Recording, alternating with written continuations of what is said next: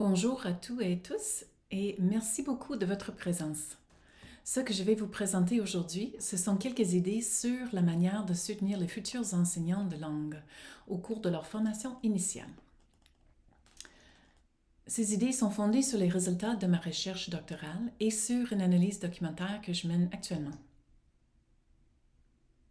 Ma recherche est fondée sur une préoccupation concernant les taux croissants d'attrition chez des enseignants du monde entier, mais surtout pour les enseignants de langue additionnelle au Canada, c'est-à-dire les enseignants d'anglais langue seconde et français langue seconde.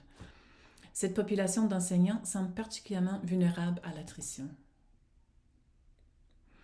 En fait, dans l'étude French and Collins, publiée en 2011, près de la moitié des enseignants d'anglais langue seconde au Québec ont déclaré envisager de quitter leur profession au cours de l'année écoulée. Pourquoi ces enseignants sont-ils particulièrement susceptibles de démissionner? Les recherches ont indiqué certains facteurs de stress qui sont propres à l'enseignement de l'anglais au Québec, notamment un nombre global d'élèves plus élevé et moins d'heures passées par groupe par semaine, comparé aux enseignants d'autres matières ailleurs au Canada. Cela signifie moins de temps à passer avec chaque élève, qui rendent plus difficile l'établissement des relations avec les élèves et la création des conditions d'apprentissage pour des élèves. Les enseignants d'anglais langue seconde ont également des facteurs de stress uniques en termes de leur identité professionnelle. Il s'agit notamment de négocier leur statut de locataire natif ou non négatif, d'essayer de négocier leur identité linguistique dans une société qui politise souvent la langue et l'identité, et de gérer le problème d'être identifié comme anglophone parce qu'on enseigne l'anglais, même quand on est francophone. Enfin, la recherche de Swanson sur l'attrition des enseignants de langue a révélé une forte corrélation entre le sentiment d'auto-efficacité des enseignants de langue seconde et la probabilité qu'ils restent ou abandonnent la profession.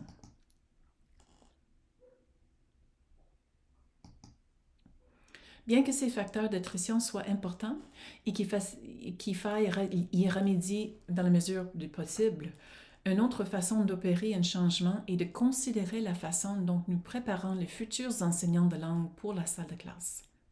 Et c'est là que la formation des enseignants a un rôle important à jouer. De nombreux chercheurs, parmi d'autres ont affirmé que la formation des enseignants est un site crucial pour prévenir l'épuisement futur.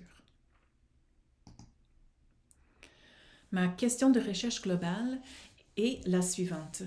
Comment renforcer la résilience des futurs enseignants de langue additionnelle, mais surtout anglais langue seconde, pendant la formation initiale? La question que j'ai posée dans le cadre de mon projet de recherche doctorale portait sur les expériences des étudiants avec lesquels je travaillais, les futurs enseignants d'anglais langue seconde. Pour être clair, ce que je vous présente fait partie de mon étude doctorale. Les résultats que je vous présente aujourd'hui portent sur la phase qualitative de cette recherche à méthode mixte. Les participants étaient une quinzaine, tous inscrits dans la troisième année d'un baccalauréat en éducation de langue seconde dans 2 universités différentes à Montréal. Le tableau ici présente les données démographiques des participants classés par pseudonyme.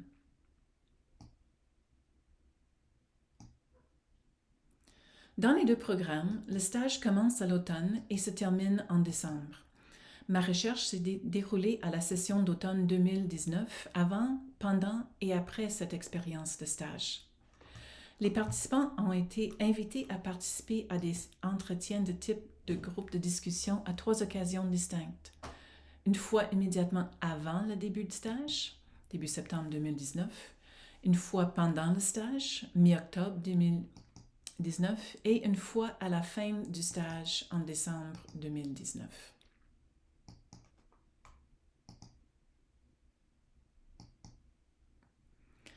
J'ai recueilli des données narratives afin de découvrir quelles histoires des futurs enseignants se racontent-ils à propos de leurs expériences et quel impact est-ce que ces expériences ont eu sur la construction de leur sentiment d'auto-efficacité et leur identité professionnelle. J'ai recueilli plus de 200 anecdotes auprès de mes participants en 6 heures environ. Les données recueillies étaient également très riches.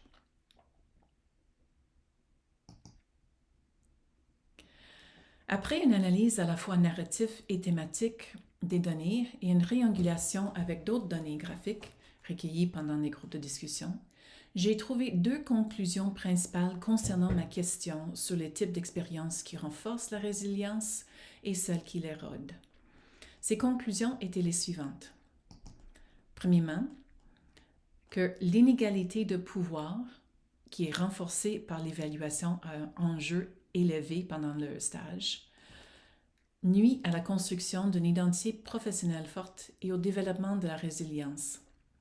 Et deuxièmement, que les groupes de pairs apportent un soutien et augmentent la résilience et encouragent la pratique réflexive. Tout d'abord, examinons le problème d'évaluation. Avant d'en explorer les effets nocifs de l'évaluation, je crois qu'il est important de noter que les effets des inégalités de pouvoir dans l'évaluation ont été constatés dans d'autres domaines, comme celui des affaires par exemple. Dans ce domaine de recherche, Bauer et ses collègues ont constaté que lorsqu'il existe un déséquilibre de pouvoir entre les parties prenantes, il est beaucoup plus difficile de s'engager dans des processus d'évaluation participatifs. Le pouvoir et les conflits peuvent entraver une communication égale et authentique sur la valeur des pratiques évaluées. Dans ce projet de recherche, l'inégalité de pouvoir a eu 4 effets nocifs. Ces effets sont les suivants.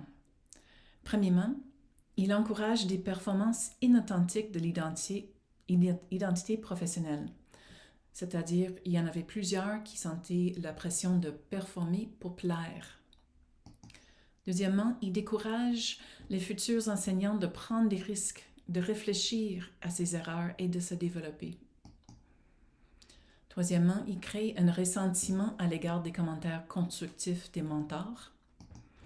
Et finalement, il augmente la démoralisation, c'est-à-dire il diminue la résilience. Examinons de plus près des résultats que l'inégalité de pouvoir a sur les futurs enseignants, un par un. J'ai sélectionné 1 ou 2 exemples parmi les données afin d'illustrer chacun de ces effets. Premièrement, l'inégalité de pouvoir dans les situations d'évaluation encourage des performances inauthentiques de l'identité. Voici une citation. Et dans cette citation, nous pouvons voir comment, malgré l'expérience et l'intuition de l'enseignant débutant sur sa façon d'enseigner efficacement à la classe, il a produit un spectacle afin de plaire à l'évaluateur. Deuxièmement, lorsqu'ils sont évalués, les futurs enseignants de langue se sentent incapables de prendre des risques et d'essayer de nouvelles stratégies par peur d'échec.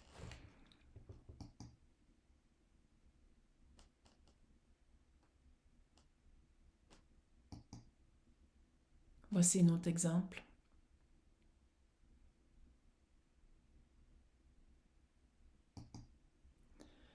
L'un des effets que je trouvais le plus décourageant de l'évaluation est le fait que le sentiment d'être toujours évalué empêche les futurs enseignants d'accepter la rétroaction souvent utile et constructive de leurs enseignants associés ou de leurs superviseurs universitaires sur la façon d'améliorer leur enseignement. Si notre objectif est d'aider les futurs enseignants à apprendre et de s'améliorer, il est particulièrement alarmant de voir que la façon dont ces programmes ont structuré l'évaluation allait directement à l'encontre de cet objectif.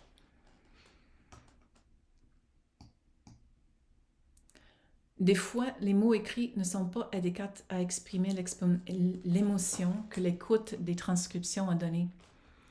Ce qui est ressorti, ce sont des sentiments négatifs très forts sur le droit des évaluateurs à dire aux participants ce qu'ils doivent faire et comment le faire. chose que les participants se cachent en stage, mais qu'ils ont partagé librement pendant les entretiens avec leur pairs.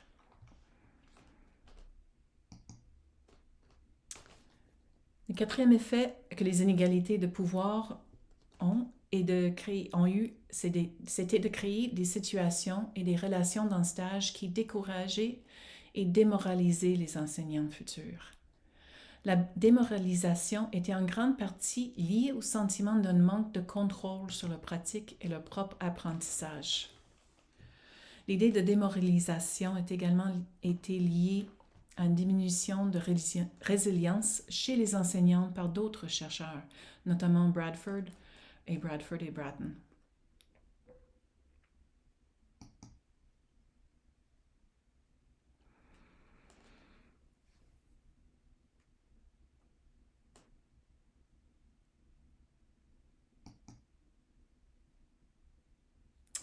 Bon, alors que l'évaluation, et plus spécifiquement le différentiel de pouvoir qui sous-entendent la situation d'évaluation, semble être nocif pour la construction identitaire et le développement de la résilience, ce qui semble soutenir les futurs enseignants est la présence et le soutien des pairs. Cette constatation soutient d'autres recherches sur le renforcement de la résilience des enseignants, qui ont révélé que les communautés d'apprentissage professionnel sont une source de force et de soutien pour les enseignants. Voici quelques exemples.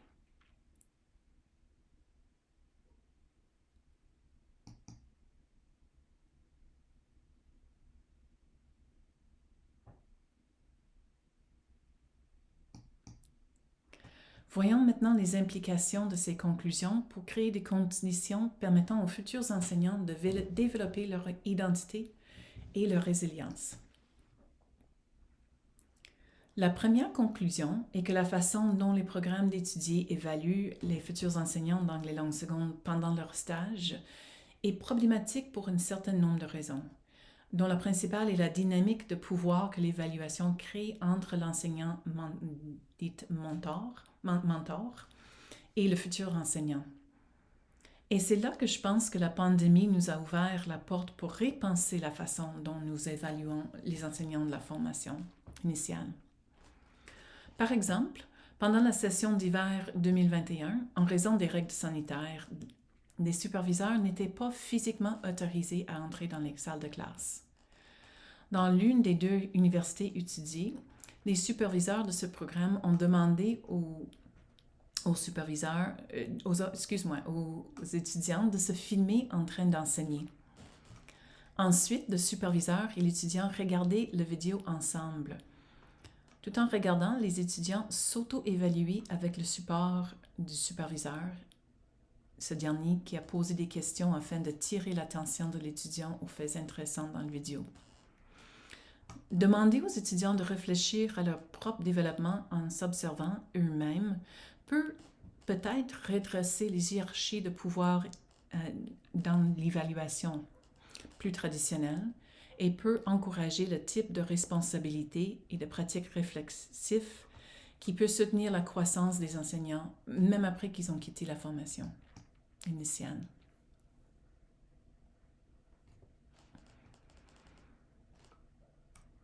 S'adresser aux inégalités de pouvoir dans le pratiquum ouvrir la porte au type de dialogue constructif et de rétroaction dont les futurs enseignants ont besoin.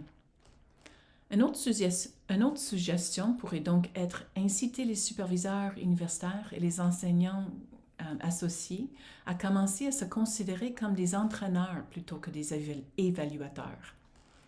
Cette évolution de réflexion sur notre rôle pourrait nous aider à réfléchir à la manière dont nous soutenons nos futurs enseignants tout au long de leur processus d'apprentissage. Par exemple, comment pouvons-nous poser des questions qui encouragent l'auto-réflexion et le développement plutôt que de donner des conseils perçus comme prescriptifs par les étudiants? Enfin, puisque cette recherche et d'autres indiquent que les interactions avec des pairs pendant le stage offrent des espaces significatifs pour la construction de l'identité et de la résilience, une autre suggestion serait de créer des espaces où les groupes de pairs peuvent se rencontrer et partager pendant le stage. Ces communautés d'apprentissage professionnel émergentes pourraient jouer un rôle important dans le soutien de nos futurs enseignants s'il devient un aspect officiel de nos programmes de formation.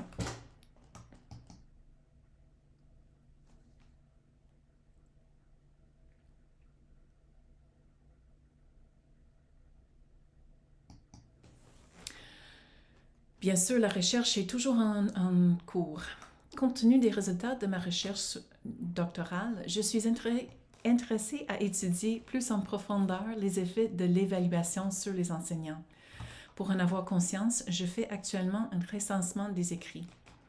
J'aimerais également explorer comment les communautés d'apprentissage professionnel peuvent être utilisées dans nos cours didactiques et dans nos cours STP pour soutenir de futurs enseignants.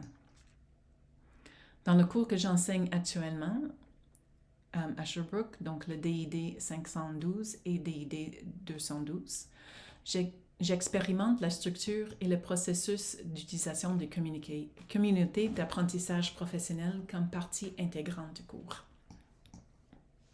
Merci d'avoir regardé et maintenant c'est le moment des questions.